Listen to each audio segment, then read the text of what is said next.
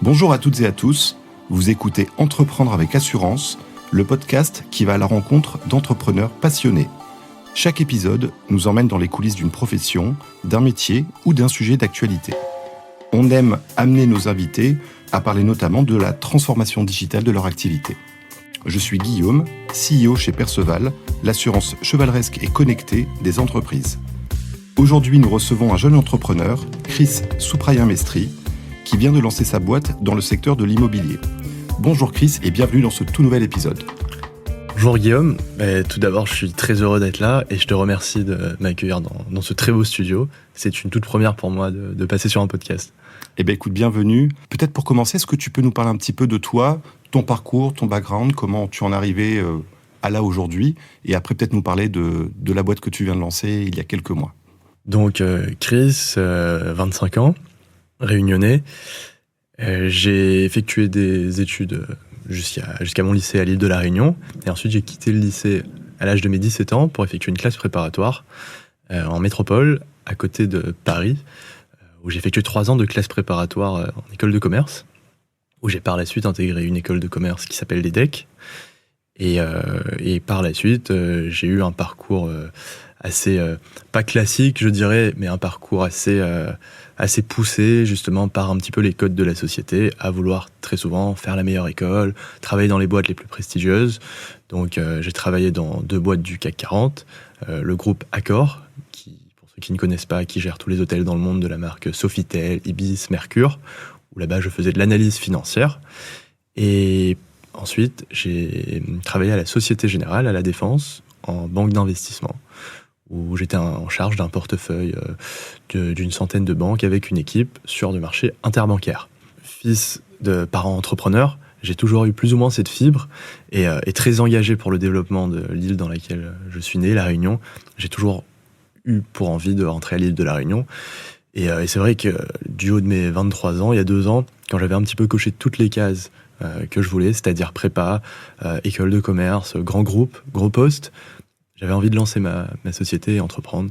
Je suis rentré à La Réunion, je suis passé par diverses aventures, où on aura l'occasion de parler un petit peu plus en profondeur. Absolument. Où j'ai ensuite lancé ma société, il y a maintenant 6 mois, la case Société Immobilière. Est-ce que tu peux nous en dire un petit peu plus justement sur la case Société Immobilière ? Tu disais, ça fait à peine 6 mois, c'est pas ta première boîte, tu as eu d'autres expériences en tant que créateur d'entreprise, mais est-ce que tu peux juste nous parler de la case Société Immobilière, nous dire ce que vous faites, ce que tu fais en 2 mots ? Alors, en quelques mots, la case Société Immobilière, et j'insiste bien sur le terme Société Immobilière, parce qu'en fait, on est entre une agence immobilière et un cabinet de gestion de patrimoine. On se définit comme start-up parce qu'on utilise des moyens digitaux pour rendre une expérience client plus agréable et satisfaisante. Et en fait, on est un intermédiaire, comme je te le disais juste avant, entre l'agence immobilière et la gestion de patrimoine. Pourquoi ? Parce qu'on va s'occuper de toute la chaîne de valeur du bien immobilier. Donc, ça va à la recherche du bien immobilier, au financement bancaire via des conventions de courtage et des conventions bancaires, la partie rédactionnelle et transactionnelle, où on va accompagner le client jusqu'à chez le notaire. Donc ça, c'est pour la partie vente, donc, comme on pourrait retrouver dans une agence classique, sans la partie courtage en prêt immobilier, qu'on retrouverait plus précisément chez un courtier en prêt immobilier. Et ensuite, on a une partie derrière de suivi des biens immobiliers, donc ce qu'on appellerait communément dans la profession immobilière la gestion locative ou l'administration de biens, où justement on va aussi s'occuper vraiment de toute la partie juridique, suivi des travaux, relations clients, donc la gestion classique, et par la suite cette casquette gestionnaire de patrimoine, comme je te le disais, parce que on peut également aussi faire des créations de SCI, IS, IR, mais le but aujourd'hui, en fait, et c'est là où c'est assez marrant qu'on parle de ça, c'est que j'ai voulu dès le début, en fait, faire quelque chose de très global, englobant tous les services liés à l'immobilier, et je me suis rendu compte, en fait, que c'était impossible à gérer, tout simplement, et ça fait partie des difficultés aussi de l'entrepreneur, c'est de voir trop grand et de se rendre compte, en fait, qu'il faut se concentrer sur l'importance du métier. Et en fait, c'est vrai que je me suis dit qu'en fait, en étant à La Réunion, il faut faire de tout, parce qu'à Paris, pour réussir et bien entreprendre, il faut être spécialisé très bon dans une niche, alors qu'ici, il faut faire de tout. Donc c'est vrai, j'ai décidé de faire de tout, mais là, j'ai décidé de réduire un petit peu toutes les casquettes qu'on a. Donc on fait essentiellement de la gestion locative et de la vente immobilière. Et la case aujourd'hui, c'est une équipe de 3 personnes. D'accord. Et c'est aujourd'hui, ça tombe bien. En fait, le 100e bien immobilier géré par la société en 6 mois. Aujourd'hui. D'accord, tu as atteint 100 biens en gestion chez vous. Parce que aussi, on a réussi grâce à l'équipe une opération de rachat aussi. Donc, on a fait de la croissance externe. Donc, on a pu développer un portefeuille d'une agence immobilière qu'on a racheté. Et donc, on fait aujourd'hui le rachat de cette agence. Et donc, ce qui nous permet de développer et de passer la barre des 100 logements sous gestion sur toute la Réunion. Petite question qui me vient comme ça. Est-ce que vous avez un objectif en termes de rentabilité? Parce que tu disais, il y a 3 collaborateurs. 2 collaborateurs plus moi. Donc, on est 3 dans l'équipe. 2 salariés. D'accord, vous êtes pour le moment. Ok. Donc, vous êtes à 3, donc il faut faire vivre 3 personnes. Sans rentrer dans le détail des chiffres, est-ce qu'avec 100 biens en gestion, est-ce que donc pour faire vivre 3 personnes, 100 biens en gestion, c'est suffisant aujourd'hui, ou est-ce que c'est encore en dessous de votre besoin? Je dirais, en fait, on peut parler un petit peu chiffres, parce que c'est toujours important de comprendre la structuration de l'entreprise. Et je pense qu'aujourd'hui, c'est un peu ce qu'on essaie de démocratiser à travers la case. C'est aussi une transparence, parce que le marché immobilier à La Réunion est très opaque. Il y a un manque de data, il y a un manque de transparence, notamment très souvent sur les commissions d'agence. Donc c'est vrai que moi j'aime bien être assez transparent sur les chiffres, parce qu'on n'a rien à cacher en fait. Et en fait, un portefeuille de gestion, en moyenne, nous on est à 5% de gestion locative, c'est-à-dire, pour ceux qui ne connaissent pas, c'est-à-dire qu'on va prendre 5% du montant du loyer, donc en général qui est hors charge. Donc si toi par exemple, Guillaume, tu investis dans un T2 à la Providence à Saint-Denis qui te rapporte 1 000 € de loyer, nous on va prendre 5% de gestion, donc on va te reverser 950 € et on va prélever 50 €. Le ticket d'entrée de notre portefeuille, je dirais, le ticket moyen, on se retrouve à environ 50 €. D'accord. Donc je te laisse faire le calcul, 50 x 100, ça pourrait arriver en moyenne à 100 000 €. D'accord. Donc après, tout dépend des charges que tu as derrière. Nous, dans notre équipe, on a un alternant et un salarié. Donc c'est un portefeuille, en fait, si tu veux, 100 lots, c'est pas la taille la plus rentable possible. À partir de 150, 200, c'est rentable. 100, ça permet vraiment c'est le point un peu d'équilibre, je dirais. Mais la rentabilité, en fait, sur un portefeuille, et je pense que c'est pareil sur de l'assurance, c'est que ce sont des revenus récurrents, et tu le rentabilises dans le temps, avec les autres one-shot que tu vas générer. Sur toi, tes contrats, par exemple, je sais pas. On a, nous, l'assurance dommage à l'ouvrage, par exemple, Voilà. en assurance. Ce sont des contrats, on les souscrit une fois, et le souscripteur, en général, donc c'est le maître d'ouvrage, celui qui fait construire le bien immobilier, il va être couvert pendant 10 ans à compter de la réception des travaux. Mais pour nous, c'est une prime d'assurance une fois, donc une seule commission, une seule fois, et après, il y a 10 ans de gestion derrière. Donc ça, ce sont des one-shots. Après, ce sont des primes qui sont un peu plus élevées que la moyenne. Le coût de l'assurance est assez fort, donc on s'y retrouve. Mais voilà, ce sont des petites choses qui vont venir en fait ajouter au récurrent qu'on peut avoir sur des renouvellements de contrats classiques. Et donc je pense comprendre que c'est un peu la même logique chez toi. Tu as tes revenus récurrents avec tes frais de gestion, donc de l'ordre de 5% sur les loyers. Et après, tu peux avoir des petites opérations one-shot qui te permettent justement d'améliorer le quotidien. Exactement. Et de gonfler un peu tout ça. Exactement. Vous avez une préférence sur justement le type de bien que vous prenez en gestion?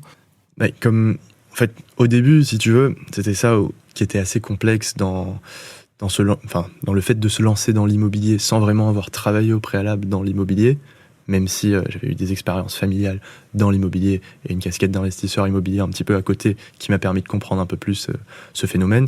Mais c'est vrai que l'immobilier est un marché tellement vaste, tellement complexe, parce que déjà il faut différencier l'immobilier d'entreprise et l'immobilier résidentiel, qui ne sont pas du tout les mêmes lois, les mêmes normes et la même structuration.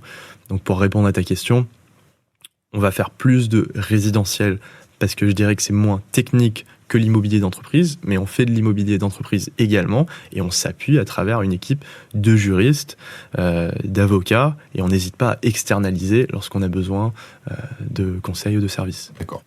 Est-ce que tu peux nous dire qu'est-ce que tu aimes dans ton métier en fait? Pourquoi l'immobilier? Alors que on va revenir sur tes expériences passées, mais pourquoi avoir choisi l'immobilier? Qu'est-ce que tu aimes en fait dans ce métier? Je sais que tu as choisi ça parce que tu sais le faire et ta formation t'y a amené, ton parcours t'y a amené.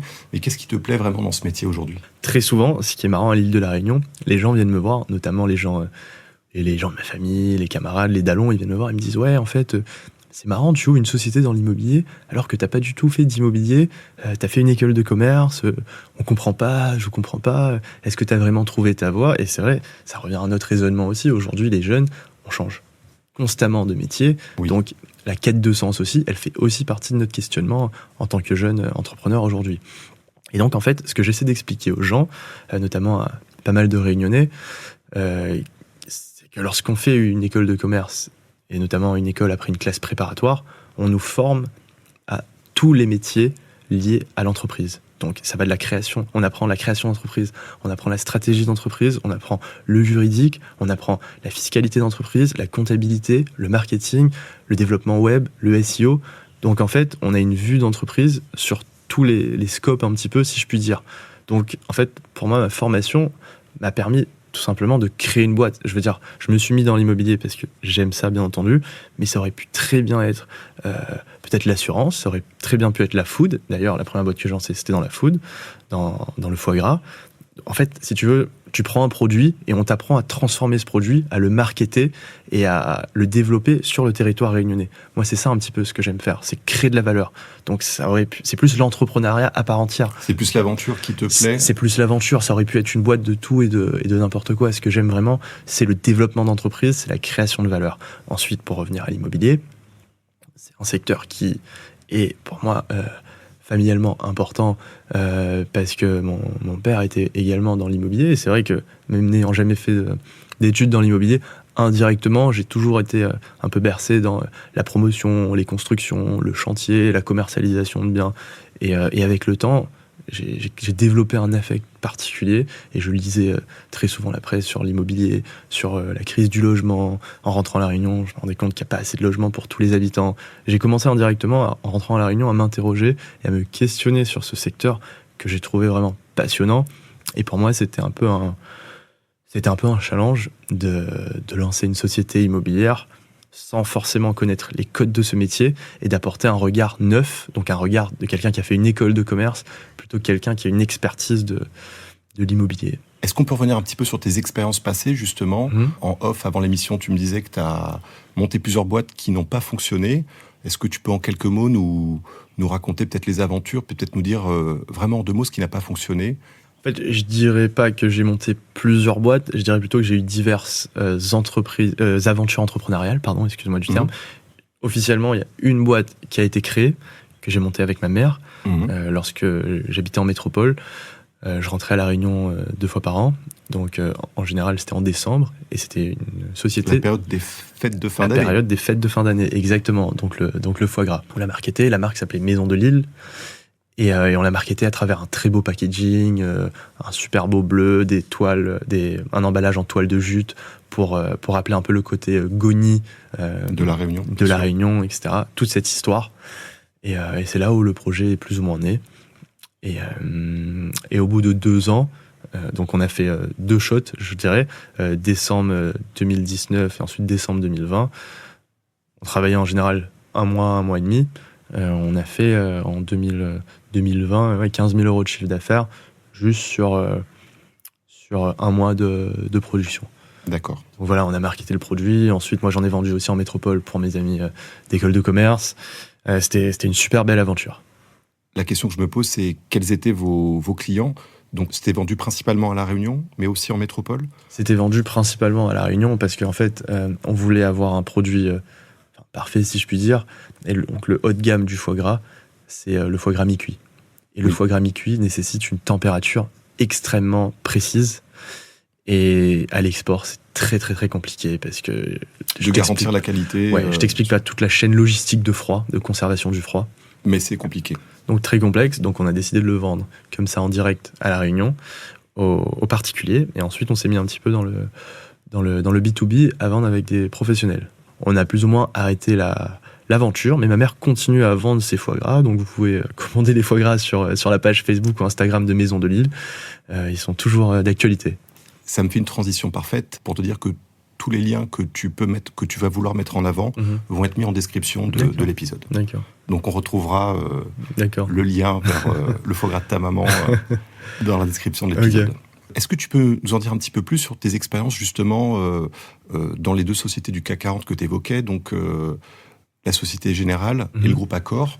Sans rentrer dans les détails, mais est-ce que tu peux nous dire comment tu as vécu cette expérience, ce que ça t'a apporté et pourquoi tu y es pas resté finalement? J'ai commencé tout d'abord avec une alternance dans le groupe Accor, où là j'étais analyste financier. Déjà, pourquoi j'ai choisi ce groupe-là? Parce que je suis un amoureux aussi du voyage. J'essaie très souvent, dès que je peux, de voyager, parce que ça t'apporte énormément de choses, pas que professionnellement, mais aussi humainement, sur la connaissance de soi, sur la connaissance de l'autre. C'est quelque chose qui t'enrichit, proprement dire. Et donc j'ai décidé de travailler dans un groupe hôtelier, parce que c'est un groupe qui est présent dans, pour le coup, tous les pays du monde. Et donc en me projetant, à mon jeune âge, en quittant mon école de commerce, je me suis dit que ça allait permettre de beaucoup voyager. C'est pour ça que j'ai choisi ce groupe-là. C'est un groupe d'ailleurs qui a une très belle image de marque. Hall, qui est une marque de Accor, était le sponsor du Paris Saint-Germain. Il y a le Accor Arena aussi à Paris. C'est vraiment, en termes de culture d'entreprise, c'est super de travailler dans ce groupe. Et du coup, je suis parti sur un poste financier, ne sachant pas vraiment ce que je voulais savoir, comme 75% des jeunes de ma génération, à mon âge. On se dirige très souvent vers les métiers les plus... j'ai pas honte de le dire, les métiers les plus prestigieux et rémunérateurs, parce que le système nous pousse à croire que Absolument, c'est un peu la voie de la réussite également. Après, bien entendu, quand tu évolues, tu vas plus à la recherche de quête de sens, etc. Mais c'est vrai, moi, à cet âge-là, j'avais un peu ce raisonnement-là. J'ai quitté La Réunion, donc il faut que j'ai... Oui, l'idée, c'était un petit peu peut-être de rentabiliser tous tes efforts, tout ton parcours. Ouais, bien sûr. Et donc, naturellement, tu t'es tourné vers ça. Voilà. Mais ça n'a pas duré. Pourquoi? Parce que tu avais envie de changement? Parce qu'en fait, j'ai fait 1 an et ensuite j'ai démissionné parce que le poste était très bien, très formateur. Où, comme je te disais, j'avais un portefeuille avec une équipe de 1800 hôtels où on regardait les performances financières de ces hôtels, donc par rapport à toutes les nuitées réservées, est-ce que ces hôtels étaient rentables, pas rentables, et donc on mettait en place des stratégies de prix, mais je suis pas pleinement satisfait et épanoui parce que je sens pas que je crée de la valeur à mon sens comme j'aurais souhaité, et comme je te disais, vraiment mon combat un petit peu entre guillemets, ça a toujours été pour le développement de La Réunion. Et j'avais envie de participer à ce développement, que ce soit économique ou social, à La Réunion. Donc je souhaitais entreprendre à La Réunion par-dessus tout. Et c'est vrai qu'en fait, une fois que j'ai quitté le groupe Accor, j'ai démissionné. Je sentais que l'expérience était très bien, mais comme tous mes copains d'école de commerce allaient travailler en banque d'affaires, faisaient de la finance, étaient mieux payés et avaient un titre un petit peu plus prestigieux dans les écoles de commerce, je me suis dit, bon, en fait... il faut travailler en banque, tout. C'est vrai que tu as fait une école qui est classée super master finance d'Europe. Il faut que tu rentabilises ton diplôme. Après, bien entendu, tu as aussi la pression un peu familiale, qui est pas négligeable dans cet environnement. Oui. Et donc, j'ai travaillé en banque, là, à la Société Générale, à la Défense. Très belle expérience aussi, d'1 an, où, avec une équipe, on était en charge d'un portefeuille de banque suisse. Donc, en fait, si tu veux, pour résumer, te faire court, tu as un marché interbancaire. C'est-à-dire que les banques, elles te financent, mais pour te financer, elles se financent elles-mêmes avec d'autres banques. Donc, la Société Générale émettait des prêts pour ce portefeuille de banque suisse. Et donc, on regardait la solvabilité de ces banques à travers des ratios financiers pour... savoir est-ce qu'on pouvait prêter de l'argent. Au même titre que toi, je sais pas, Guillaume, tu vas au Crédit Agricole de Sainte-Clotilde pour demander un prêt bancaire. Nous, on fait cette même chose, sauf qu'on regarde une banque suisse, voilà, comme Edmond Rothschild, Pictet, etc. D'accord. Donc c'est le même travail, de manière un peu plus élaborée, détaillée, on va dire. Ça me fait penser au schéma qui existe aussi dans les assurances, où on a ce qu'on appelle de la réassurance. Donc, ton assureur t'assure toi, personne physique ou entreprise. Mais en fait, cet assureur lui-même va faire réassurer une partie du risque qu'il supporte par un autre assureur qu'on appelle un réassureur, qui sont en fait donc les assureurs d'assureurs. Alors, c'est pas exactement la même mécanique que ce que tu décris dans le système bancaire, mais il y a quand même cette notion d'interconnexion, d'interdépendance, et le fait en fait de diviser le risque finalement auprès d'autres partenaires. Ce sont des concepts, je pense, qui se rejoignent. J'aimerais qu'on vienne un petit peu à l'entrepreneuriat. Tu as construit beaucoup d'expériences et tu as appris beaucoup de choses avec ton parcours d'études et tes premiers boulots. Mais aujourd'hui, justement, tu parlais d'être à La Réunion. Quels conseils, au pluriel, tu pourrais donner à un jeune, une jeune personne qui souhaite créer son entreprise, quelqu'un qui justement n'a pas eu l'opportunité ou la chance d'apprendre, on va dire, dans les meilleures écoles. C'est marrant que tu me dises ça parce qu'en fait, quand tu regardes le tissu économique de La Réunion et de la métropole, notamment la zone un peu parisienne, c'est tout l'inverse en fait. Beaucoup d'entrepreneurs dans la zone parisienne ont fait des études, ont un parcours académique assez tracé. Alors qu'à La Réunion, et c'est pour ça que j'admire La Réunion, la force de l'entrepreneuriat de La Réunion, c'est que beaucoup de personnes viennent de milieux très modestes, ont des idées, arrivent à les développer. Je prends l'exemple du secteur de l'agriculture, du développement médical, etc. À La Réunion, tu as tellement de gens malins qui viennent en plus d'horizons différents, parce que tu as aussi ce métissage qui vient créer aussi de la valeur. Et en fait, tout ça pour te dire qu'à La Réunion, enfin comme partout, les études, c'est bien, ça t'apprend à être rigoureux, à être carré, à penser, mais c'est pas ça qui va faire que tu vas réussir à développer une idée et structurer cette idée. Je dirais qu'en fait, tu as 2 phases dans l'entrepreneuriat, tu as même 3 phases. D'accord. La première phase, je dis ça vraiment à ma modeste expérience, je ne suis pas tout connaître sur l'entrepreneuriat et je suis tout jeune, donc c'est pour ça que j'apprends tous les jours aussi. La première étape, je pense, c'est vraiment de créer quelque chose ou de prendre quelque chose et de le marketer de manière différente. T'as pas besoin de créer l'idée du siècle, c'est-à-dire lancer une start-up qui relie ta chaussette gauche à ta chaussette droite, mais de prendre un marché et ensuite de trouver une cible à ce marché, le marketer et l'adapter et de faire les choses différemment. Ensuite, la deuxième étape aussi, c'est la structuration de l'entreprise, où là, je pense, c'est vrai que c'est... Ça, je pense, c'est un point très important. Ça aide. Notamment, c'est vrai que si tu as fait un peu de finance, tu comprends comment rentre de l'argent et sort de l'argent et comment une entreprise devient rentable.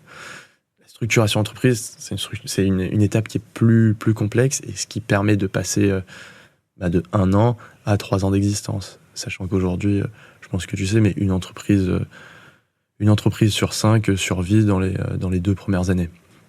C'est d'être entouré et être accompagné de personnes qui peuvent te permettre de faire des choses que toi, tu ne sais pas faire. Donc, par exemple, moi, je dis très souvent qu'il y a un trio d'enfer. Le trio d'enfer, c'est avocat, expert comptable, notaire.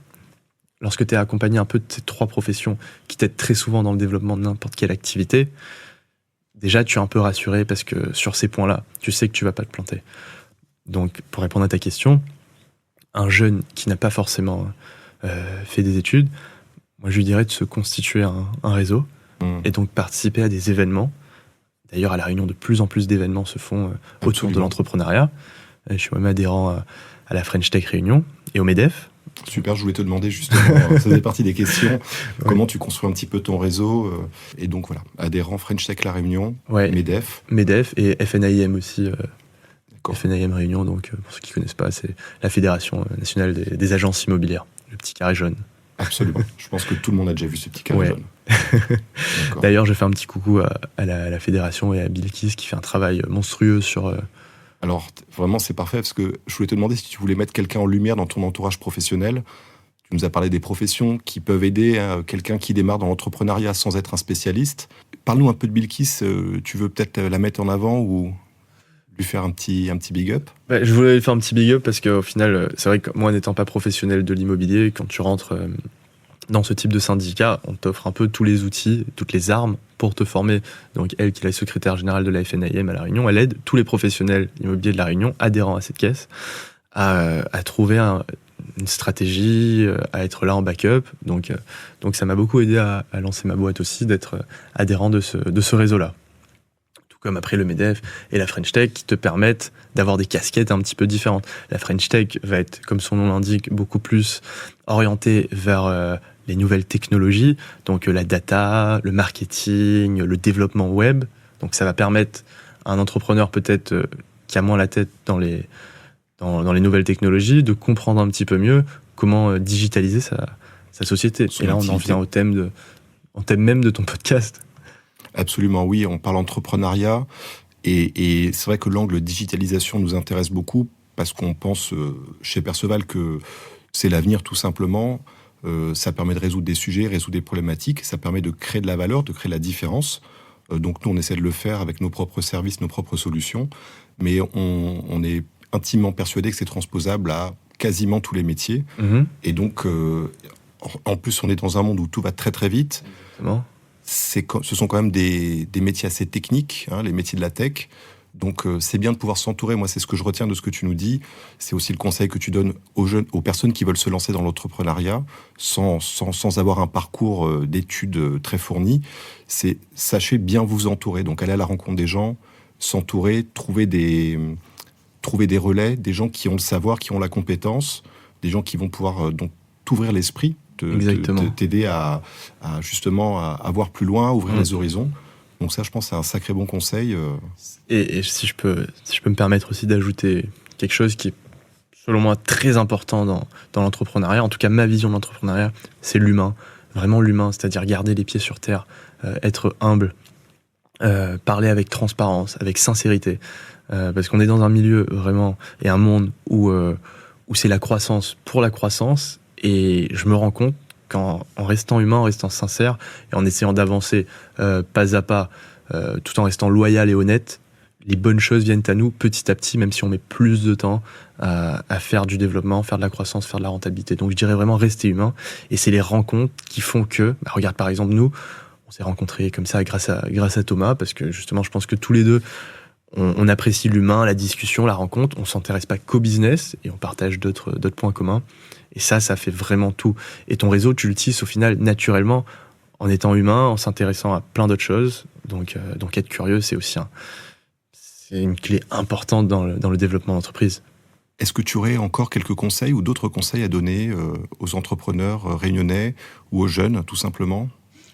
Oui, je dirais d'avoir aussi d'autres casquettes, et notamment des casquettes associatives, parce que c'est vrai que ça ouvre énormément de portes et ça te permet de rencontrer beaucoup de personnes. Je pense à des associations réunionnaises, notamment il y en a une dans laquelle j'étais adhérent, qui s'appelait De la Réunion aux grandes écoles. Je peux t'en citer une autre, qui est une très belle association aussi, qui s'appelle Réunionnais de retour au pays, et qui permet à des Réunionnais en fait de se créer un écosystème et un réseau à l'île de la Réunion. Et cette association de la Réunion aux grandes écoles, fondée par Adèle Waro, qui est une amie et qui est une fille aussi brillante. En fait, j'ai animé plusieurs conférences et ateliers dans différents lycées de la Réunion pour aider les jeunes réunionnais, les jeunes lycéens, à ne pas s'auto-censurer, parce qu'un conseil que je donnerais également, c'est faire attention à l'autocensure, ne pas se dire on n'est pas capable de faire ça, on n'est pas capable de faire ci. Donc on a essayé de faire des petits ateliers pour préparer, monter des dossiers Sciences Po Paris, montrer des dossiers prépa ingénieur, prépa école de commerce. Démystifier un petit peu tout ça. Exactement. Expliquer que il faut pas se censurer, comme tu disais, il faut rien s'interdire, quoi. Exactement. Surtout que nous, on a une force, c'est de venir des îles et donc d'avoir une culture qui est à l'opposé de la culture métropolitaine, tout en restant français. Donc c'est quand même génial de pouvoir bénéficier en fait de ces deux casquettes. Et pour moi, si on est quelqu'un qui arrive à tourner à son avantage le fait de venir une île, on peut tout démonter sur le territoire métropolitain aussi. Alors Chris, j'aimerais que tu nous parles un petit peu de ton côté investisseur, parce que je pense que ça fait partie aussi de ton mindset, de ton état d'esprit, pardon. Est-ce que je pense que tu as réalisé des choses en termes d'investissement déjà dans ta vie. Est-ce que tu peux nous en dire un mot ? Je pense déjà que entrepreneur et investisseur, c'est deux casquettes qui se complètent, parce qu'on est toujours dans cette recherche de création de valeur, entre guillemets, et l'investissement permet de créer de la valeur qui est financière, donc l'argent, qui est un moyen, qui te permet d'entreprendre, qui est la fin. Donc pour moi, c'est un peu lié si on arrive à faire un petit peu les deux. Étant passionné d'immobilier, c'est vrai que depuis très longtemps, je rêvais d'investir dans l'immobilier le plus jeune possible pour me constituer un capital, un patrimoine qui me permettrait d'atteindre ce qu'on appelle tous plus ou moins la liberté financière, entre guillemets. Mais bon, la liberté financière, on se la fixe tous un peu comme on en a envie. Je pense que même si demain, je me constitue un patrimoine et que je peux vivre de mes loyers, je continuerai quand même à entreprendre. Ça, j'en suis sûr aussi. Quand on aime que ça, en fait, on peut pas s'en lasser. Donc ça a été un peu lié, mes deux activités, et c'est vrai que en m'intéressant beaucoup à l'investissement immobilier, c'est comme ça que j'ai décidé aussi de créer ma société, parce que dans ma société, on propose d'accompagner des clients sur des investissements immobiliers. Donc on va trouver le bien pour eux, trouver le bien rentable, on va monter le financement, on va leur conseiller leur modèle fiscal aussi. Est-ce qu'il faut le louer en nu, le louer en meublé? Donc le meublé, ça va générer un dispositif fiscal qui s'appelle le LMNP, le loueur meublé non professionnel, qui te permet de bénéficier d'avantages fiscaux, comme par exemple l'amortissement comptable de ton bien. Et ensuite, il y a aussi la partie investissement, défiscalisation. Donc là, ce qui se passe dans l'immobilier, c'est le neuf. Donc on parle beaucoup du Pinel ou du Jardin IS à La Réunion. Donc ce sont un peu... On aime bien en fait avoir cette approche fiscale, conseil dans notre société. Et c'est pour ça que chez La Case, on accompagne aussi les investisseurs dans la recherche de biens, dans la réduction de leurs impôts à travers l'achat immobilier, que ce soit dans le neuf ou dans l'ancien. Et donc moi, j'ai pu avoir un petit peu de légitimité à proposer ce type de mécanisme. Parce que tu étais toi-même passé par là, tu l'as fait pour toi. Parce que je l'ai fait pour moi, parce que j'ai été curieux aussi, et j'ai beaucoup lu. Je pense lire, regarder des vidéos, c'est très très très important, parce qu'aujourd'hui on a accès à des outils qui sont puissants, et ça, faut pas le négliger. OpenAI, ChatGPT sont des choses qui sont extrêmement importantes, et qui te permettent, même YouTube, les bouquins en libre, Audible, ces choses-là, cette donnée, On en parle souvent dans l'émission, effectivement, toutes ces ressources. Mais les gens se rendent pas compte, en fait, qu'on n'a plus besoin forcément d'aller à l'école, ou... Enfin, je dis pas on n'a plus besoin d'aller à l'école, je retire ce que j'ai dit. Non, mais je vois ce que tu veux dire. On n'apprend pas tout à l'école.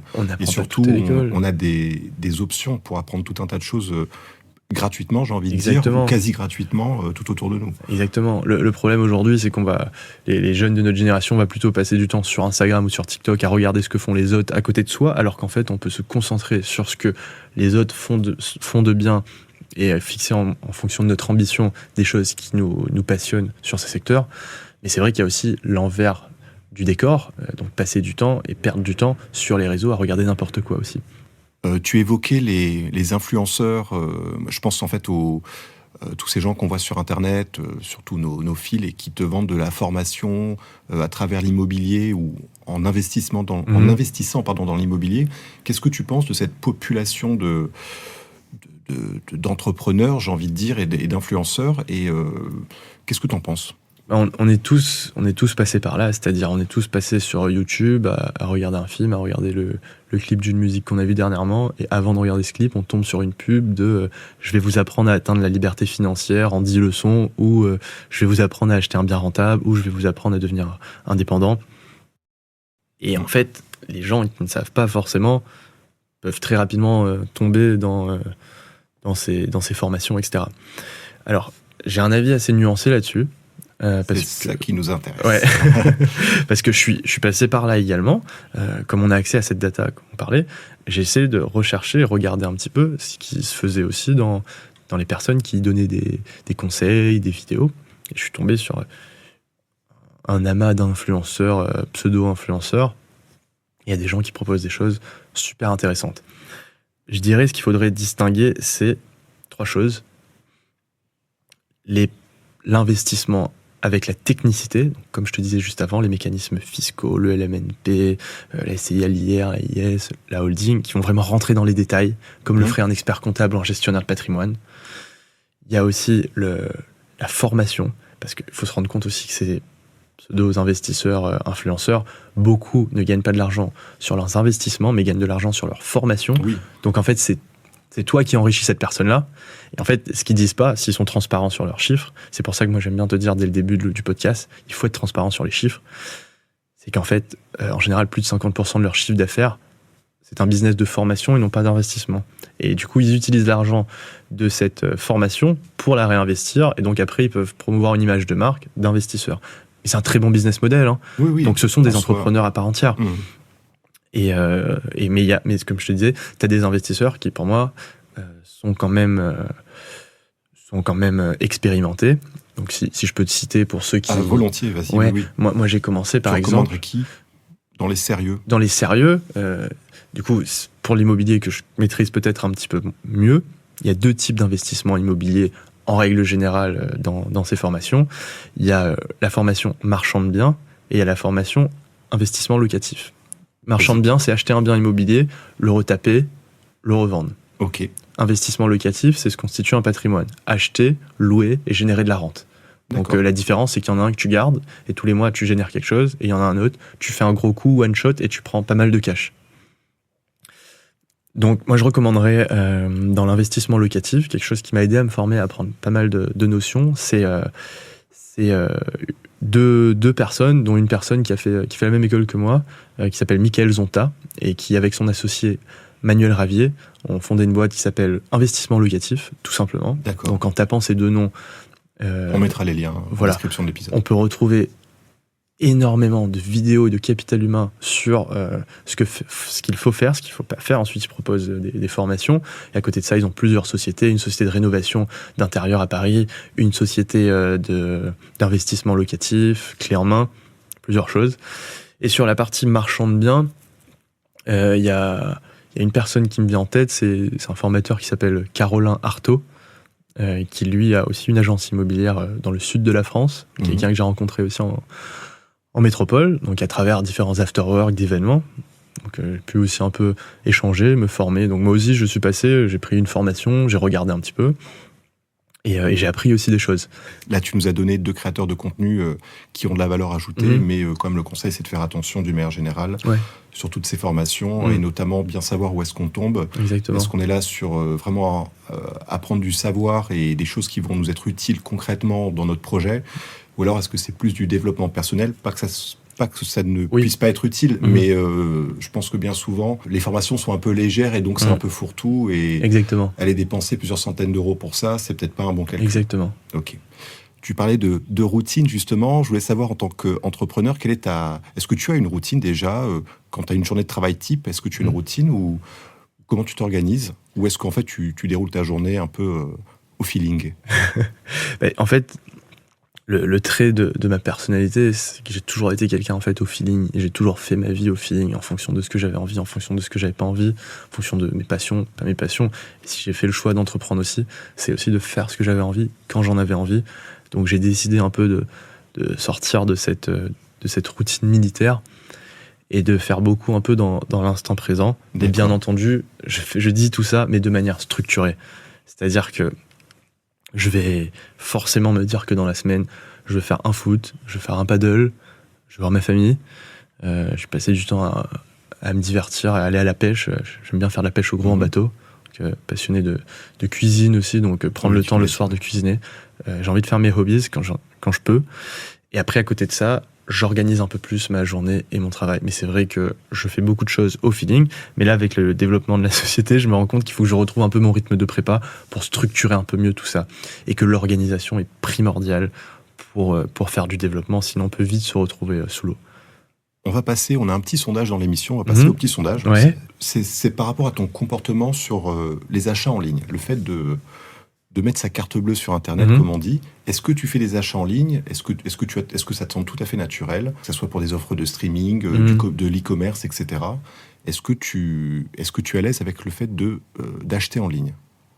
Oui, je suis assez à l'aise avec le fait d'acheter en ligne, mais je fais toujours attention où est-ce que je mets ma carte bleue, quel site, etc. Donc ça m'arrive, mais c'est vrai que je suis pas le plus gros consommateur des achats en ligne. J'aime beaucoup l'humain, comme je te disais, donc j'aime le terrain, j'aime palper ce que j'achète. Donc je préfère aller au magasin, discuter avec les vendeurs, choisir le produit, plutôt que l'achat en ligne. Deuxième partie de ce sondage, puisque les assurances, c'est un sujet qui nous intéresse chez Perceval, bien entendu.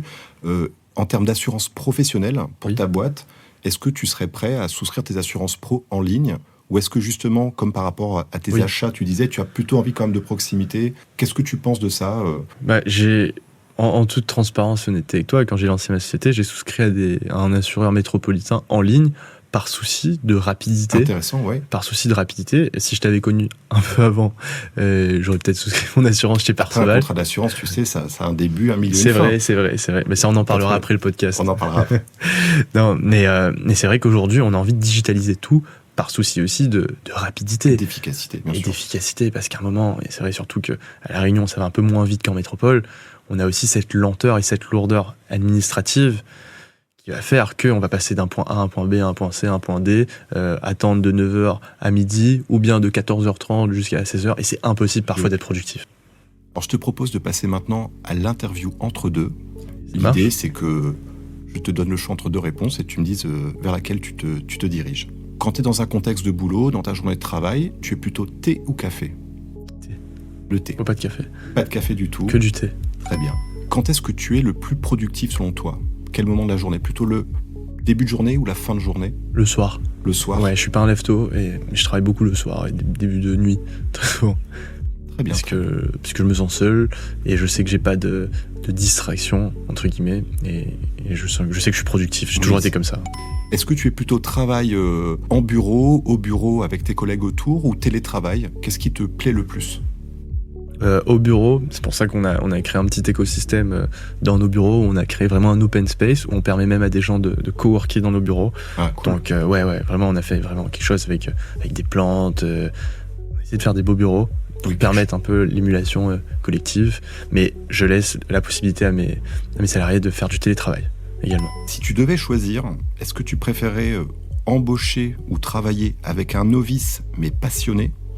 Ou alors est-ce que tu préférais plutôt l'expérience d'un senior, mais avec peut-être moins de spontanéité? Quel profil tu choisis entre les deux? Novice passionné ou senior expérimenté? Novice passionné, mais peut-être que dans 2 ans, je te dirais senior expérimenté parce que j'aurais pris trop de novices spontanés. D'accord. Tu es plutôt Mac ou PC? La fameuse question.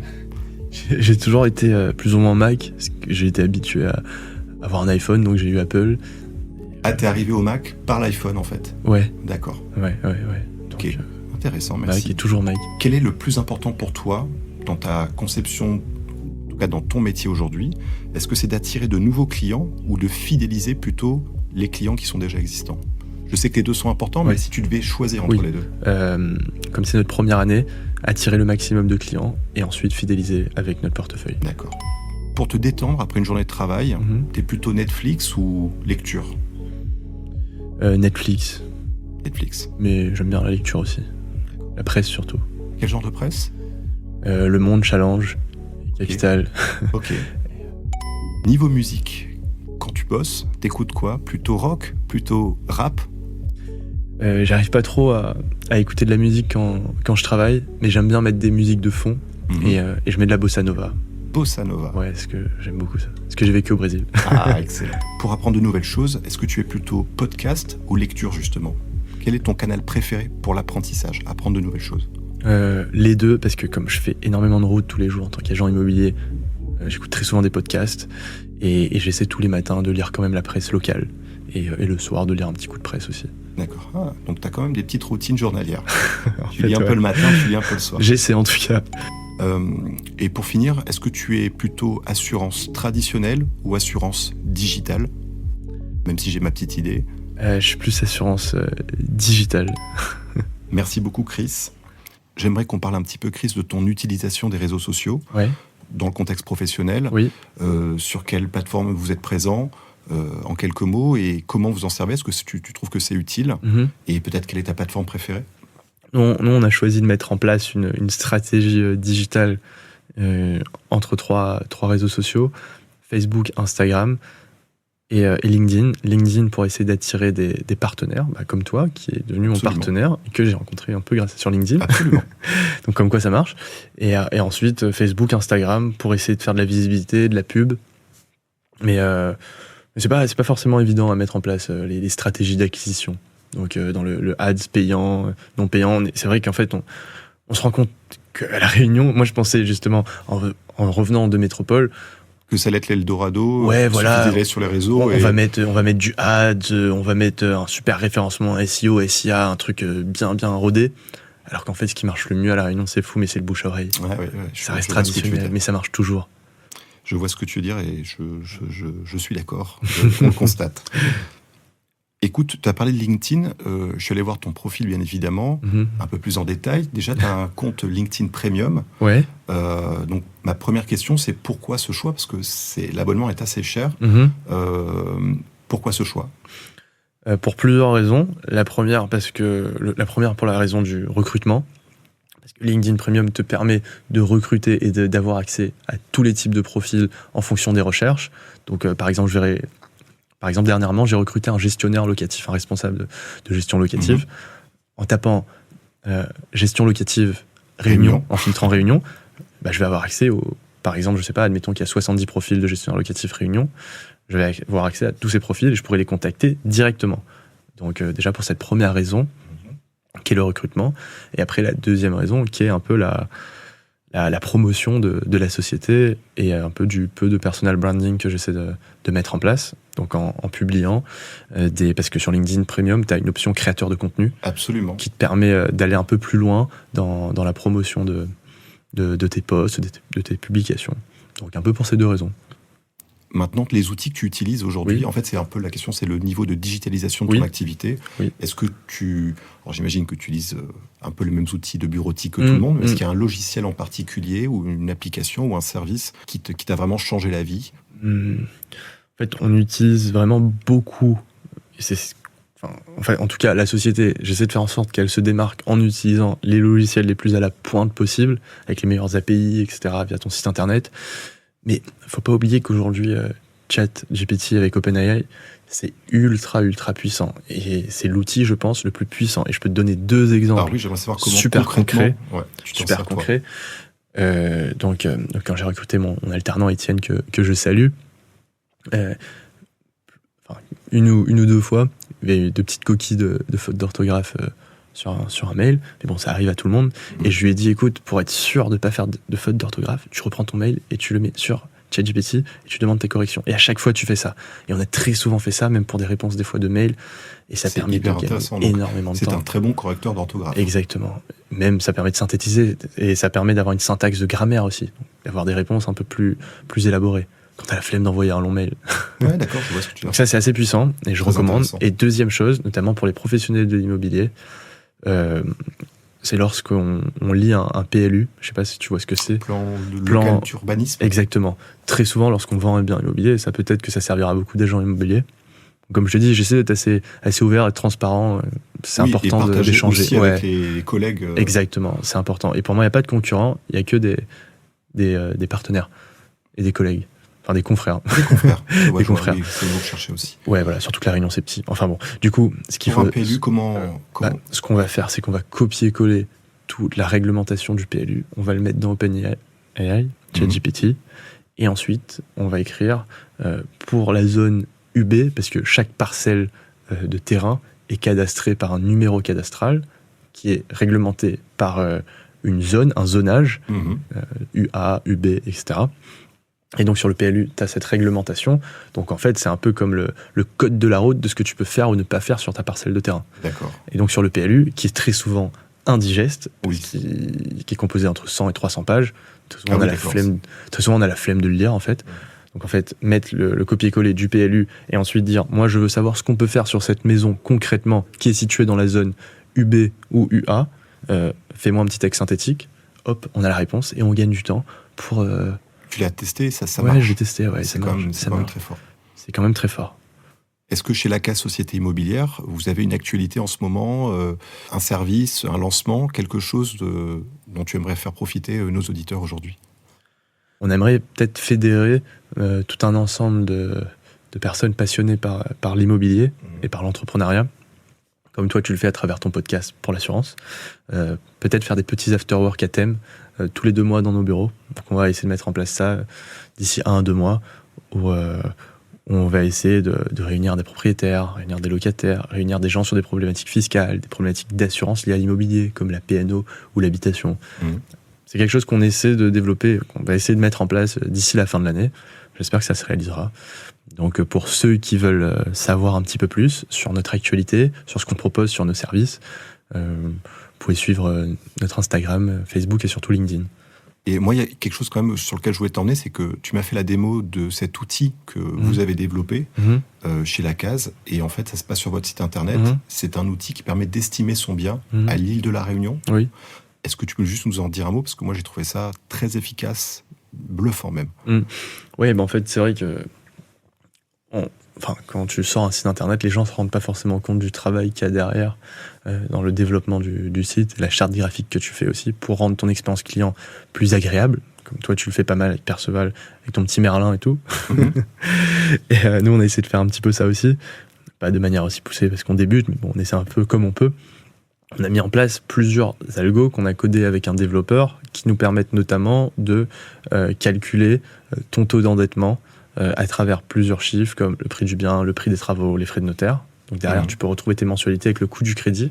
Donc je vous invite à aller sur le site. Et c'est vrai que derrière, on a codé et via des API avec d'autres logiciels, on a permis de rendre une interface qui nous permettait d'estimer des biens immobiliers, donc pas tous les biens. Pour le moment, c'est que maisons et appartements, la valeur vénale du bien immobilier en fonction des dernières ventes qui ont eu lieu selon le site des impôts. D'accord. Donc voilà. Eh bien, Chris, merci beaucoup. L'émission touche à sa fin. C'était super de t'avoir pour échanger sur tous ces sujets. Je te dis à très vite dans la vraie vie. Merci beaucoup, Guillaume. Salut. Salut. Nous sommes arrivés à la fin de cet épisode. Merci infiniment d'avoir pris le temps de nous écouter aujourd'hui. Nous espérons que les sujets abordés vous ont plu et que vous avez appris quelque chose de nouveau. N'oubliez pas, vous pouvez nous rejoindre sur nos réseaux sociaux où nous partageons régulièrement du contenu supplémentaire et n'hésitez pas à nous faire part de vos commentaires et suggestions. Pensez à vous abonner à ce podcast pour ne manquer aucun de nos prochains épisodes. Chaque écoute, chaque partage, chaque avis compte énormément pour nous et nous aide à continuer à vous proposer du contenu de qualité. Vous retrouverez tous les liens de notre invité dans la description de cet épisode. On se retrouve très bientôt pour un nouvel épisode. D'ici là, prenez soin de vous et restez curieux. C'était Guillaume et vous avez écouté Entreprendre avec assurance. À bientôt.